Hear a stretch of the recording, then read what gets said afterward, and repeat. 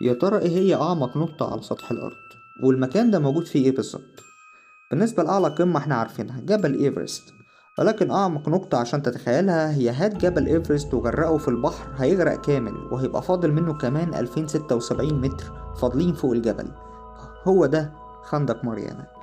معاكم صفحة معلومة في فيديو، وما تنسوش تشتركوا على القناة وتفعلوا الجرس عشان يجيلكوا أجدد الفيديوهات. يلا بينا.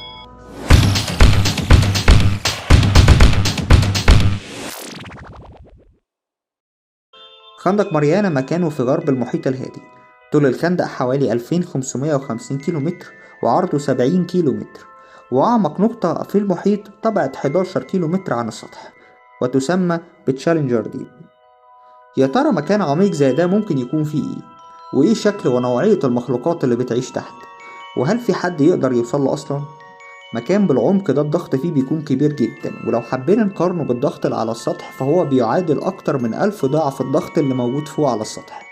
وعشان تتخيل أكتر، جسم الإنسان الطبيعي أقصى حاجة يقدر يتحملها هي 250 متر تحت البحر، فتخيل مسافة 11 ألف متر تحت المية. طبعا مستحيل.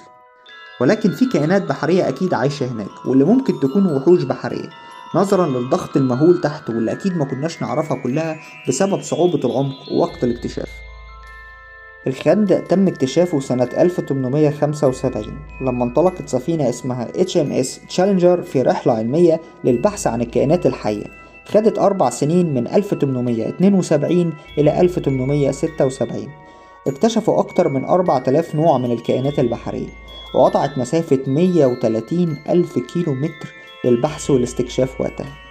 وكمان كانوا بيقيسوا عمق في بعض الأماكن عشان يرجعوا بخريطة لعمق بعض الأماكن، وكانوا ساعتها بيقيسوا العمق بمسبار أو بحبل فيه عبارة عن حتة حديدة في الآخر. الحبل ده مزود عليه علامات بتعبر عن المسافات بطريقة معينة لكل جزء في الحبل. وطريقة القياس كانت سهلة جدا، كانوا بيرموا الحبل في المية لما حتة الحديدة بتخبط في القاع، وبعدها يرفعوا الحبل ويقيسوا العلامة عشان يجيبوا العمق. الرحلة دي فضلت ماشية لحد خندق ماريانا، ونزلت المسبار واتفاجئوا إن الحبل ما بيخبطش مهما كان طويل، وقدروا ساعتها يوصلوا لعمق منطقة بالمسبار بعمق 8 كيلو. طبعا دي مش أعمق حتة وقتها، ولكن وقتها ده كان اكتشاف كبير جدا للسفينة الاستكشافية HMS تشالنجر. موقفش الاكتشاف ده هنا، فبعد 76 سنة، سنة 1951 راحت رحلة تانية عشان تكمل الاستكشاف العظيم دوت. وساعتها راحوا طبعا بسفينة أكثر تطور من اللي قبلها، كانت بتقيس درجة العمق بجهاز زي السونار، وده كان بيضرب موجات صوتية وتنزل تخبط في الخندق وتطلع بالعمق وكمان الشكل التخيلي للخندق، وسموها تشالنجر 2.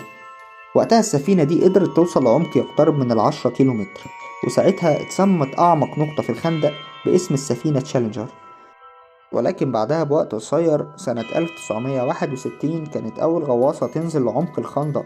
الغواصة دي كان اسمها تريستي، وكان للعالم جاكيس بيكارد اللي ساعد والده أوجوست بيكارد وزميله دون ووش. وصلوا ل 11 كيلو متر عمق في 5 ساعات، ولكن المدة اللي قدروا يقعدوها تحت هي 20 دقيقة بس. تبانلك مدة قصيرة، ولكن كانت اكتشافها عظيم جدا. قدروا يكتشفوا كائنات بحرية بأعداد كبيرة عايشة تحت وحتى عمق 11 كيلو.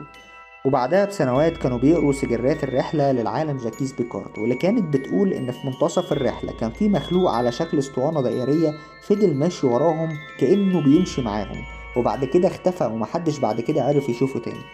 سنة 1985 سفينة جلومر تشالنجر كانت منزلة مسبار في المحيط على عمق كبير جدا عشان يقدروا يسجلوا الأصوات ويكتشفوا أكتر الخندق، ولكن اتفاجئوا بصوت كبير في نفس الوقت اللي المسبار اتشد فيه جامد، وكانت الحبل كمان هيتقطع. وحاولوا يرجعوا المسبار وقتها، ولكن فشلوا بسبب قوة الشدة العظيمة. ولكن بعد محاولات دامت 3 ساعات عرفوا يرجعوا المسبار تاني، ولما رجع على السطح فوجئوا بآثار عض كبيرة جدا على المسبار، وحتى الأسلاك الفولاذية اللي ماسكاها اتقطعت. وبعدها ظهرت نظرية قوية لتحليل الحادثة اللي حصلت وآثار العضة اللي على المسبار، اللي كانت بتقول إن الكائن الوحيد اللي يقدر يسبب الضرر ده هو قرش الميجالدون. قرش الميجالدون عبارة عن قرش ضخم جدا، ويعتبر أضخم أنواع القروش. ممكن يوصل طوله ل 22 متر، ووزنه ل 45 طن. القرش ده المفروض انه منقرض من ملايين السنين، ولكن النظرية دي كانت بناء على ان هم لقوا سن بحجم ايد بني ادم بالغ، واللي اتأكد بعد كده انها راجعة لقرش الميجالدون. النظرية دي مش بعيدة ابدا، خصوصا بعد ما نزلت الغواصة واكدت على وجود حياة وكائنات بحرية في العمق دوت، ولصعوبة نزول اي بني ادم للعمق ده للاستكشاف الكامل، اللي بترجح نظرية وجود كائنات ووحوش بحرية زي الميجالدون. تشكيل الخندق بالشكل 7 غريب جدا، ولكن وجود الخندق في منطقة الاندساس هو اللي ساعد في تشكيل الشكل ده.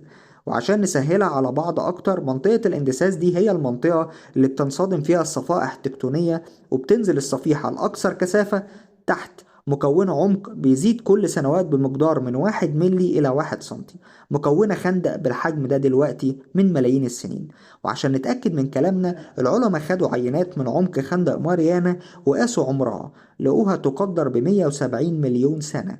تفتكر امتى نقدر نكتشف الخندق ده بالكامل ونكتشف الكائنات البحرية اللي فيه، وايه يساعدنا على ده؟ سيب لنا رأيك في الكومنتات، ولو عجبك الفيديو ما تنساش اللايك والشير، وما تنساش تشترك على القناة عشان يجيلك فيديوهات اكتر. سلام.